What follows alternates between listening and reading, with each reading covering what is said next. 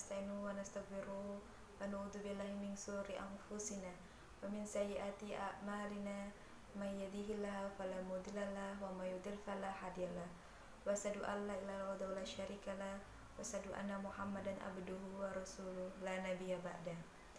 Pertama-tama marilah kita panjatkan puji syukur kita kehadirat Allah Subhanahu wa taala karena berkat karunia-Nya kita masih bisa berkumpul pada kesempatan kali ini. Shalawat beserta salam tercurahkan kepada junjungan kita yaitu Nabi besar Muhammad SAW yang menuntun kita hingga saat ini.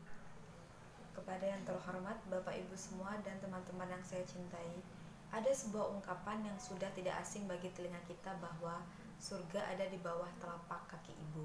Namun kita semua maklum bila ungkapan itu harus dipahami bahwa jika kita menghendaki surga, maka kita harus memuliakan kedua orang tua kita, baik terhadap ibu maupun bapak.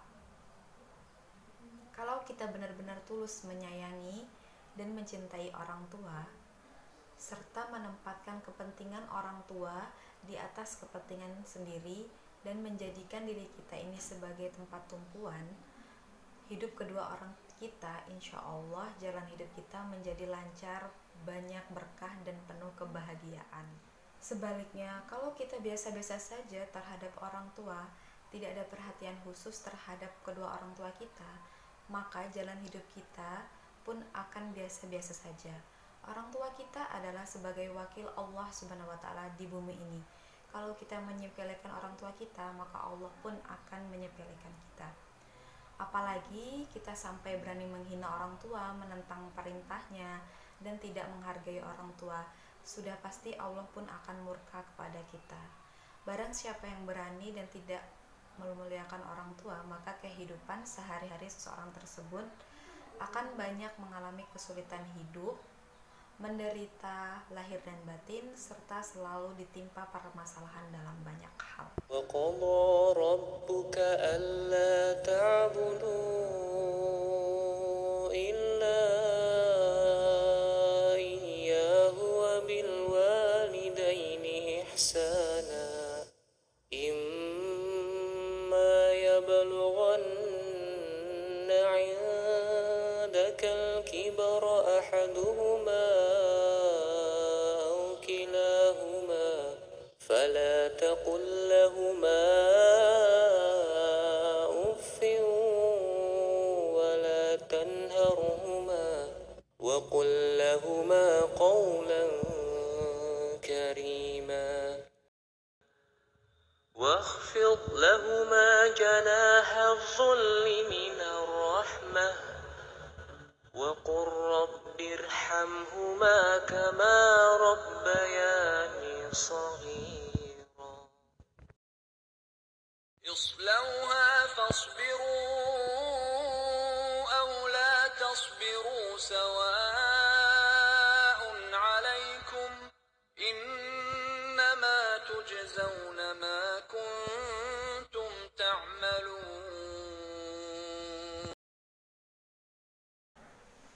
Ayat ini mengingatkan kita bahwa balasan dan murka Allah tidak mesti harus menunggu hingga kiamat nanti.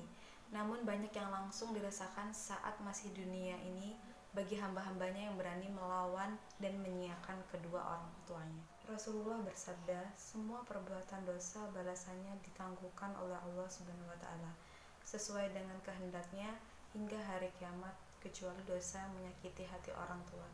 Karena sesungguhnya ajab perbuatan tersebut disegerakan atas pelakunya sewaktu masih hidup sebelum mati. Hadis riwayat Tabani. Begitu pentingnya menjadikan diri sebagai tempat berpijak, tempat tumpuan kehidupan orang tua.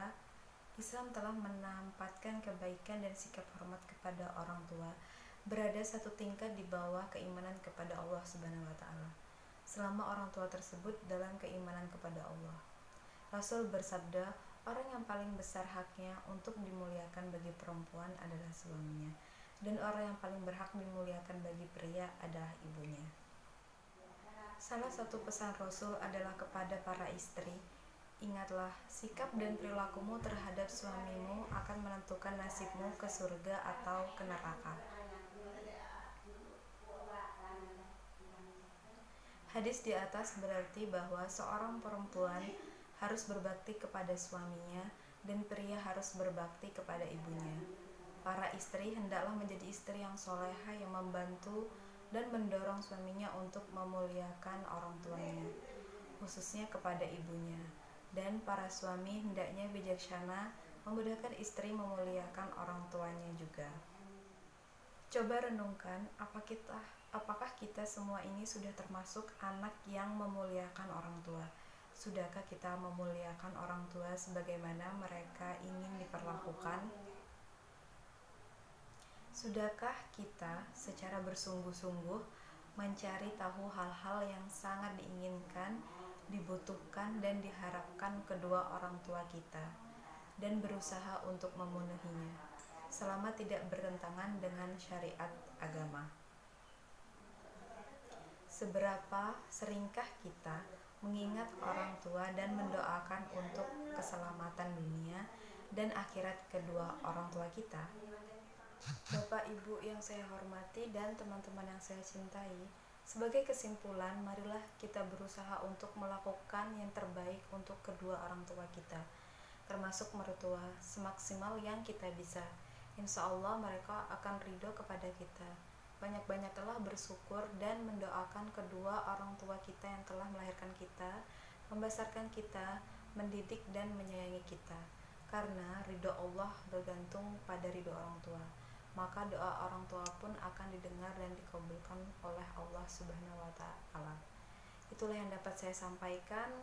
Kurang dan lebihnya saya mohon maaf. Saya akhiri. Wassalamualaikum warahmatullahi wabarakatuh.